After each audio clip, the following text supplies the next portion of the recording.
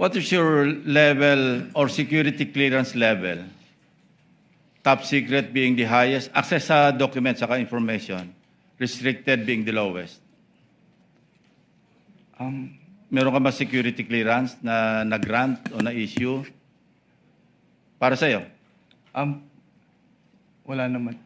Well, you know, I assume na mataas yung security clearance mo kasi ang hinahawakan mo, ino-audit mo, confidential information, confidential funds, di ba?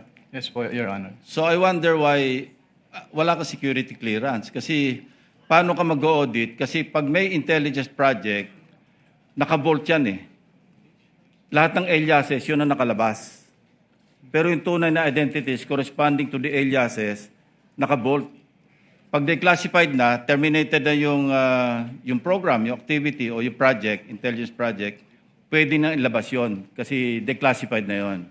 So kung wala kang security clearance, paano ma-access? Yung tulad na sinabi ni Senator Subiri, quarterly, nagpapadala sa Senate President, Speaker of the House, ng intelligence and confidential, paano ginastos? Kasi may oversight powers kami, di ba?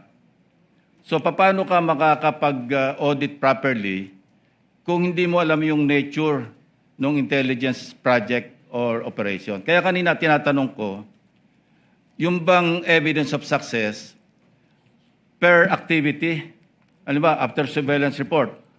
And mind you cannot call it successful kung negative yung surveillance. Wala nakita eh, pero gumastos ng pera yon. So would you consider that another topic as a success or evidence of success, maski negative yung resulta ng intelligence information gathering, operation or activity, or yung after surveillance report? So kung walang result, negative, ano yun, hindi successful? Hindi pwedeng i-clear?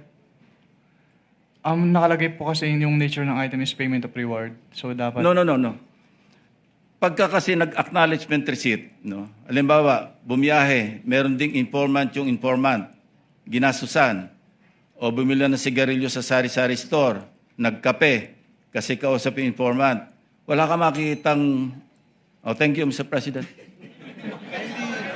Kindly wind up, Senator Lacson. Pati ako nabitin eh. You may just respond na lang. We'll wait for your answer. Ay, sorry po. Pwedeng pa ulit. Ulitin ko hindi lahat ng after surveillance report successful. Negative eh. Wala nakita. Pero gumastos. Hindi lahat ng intelligence gathering information successful. Kasi negative. Pero may gastos yun. How would you classify that? Evidence of success ba yun o hindi? These are practical questions, Kasi galing ako dyan eh, kaya alam ko yung kalakaran. That calls for... Yun nga eh, wala ka security clearance kasi. Kasi naka-bolt lahat yan. Pagka intelligence project, naka-bolt. Pag declassified, terminated yung project, saka ilalabas yun. Nandun lahat yung mga tunay na pangalan ng mga aliases. Kumuha ka ng security clearance.